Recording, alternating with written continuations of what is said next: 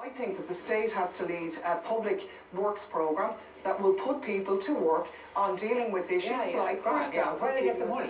Septic tanks, water, projects like where do they get the money?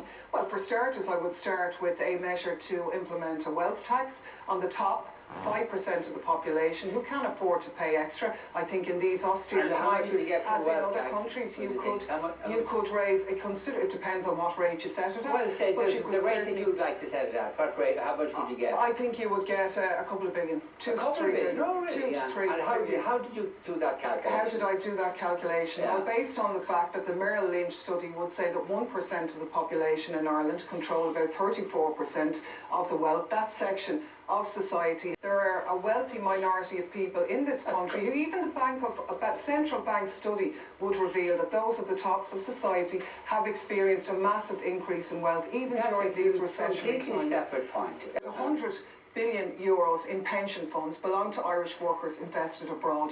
Why doesn't the government encourage the use and the investment of some of that money in job creation measures at home? Why don't they? They could give a guarantee of a return of about 4%.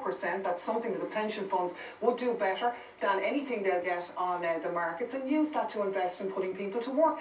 And I don't know how you can guarantee that pension funds, by being invested in Ireland, will give a guaranteed return of 4%. What you're talking about is investing in viable, added value projects which will assist but how do you know they're viable, added value projects? How can you guarantee anything like that? Let's look at one, right?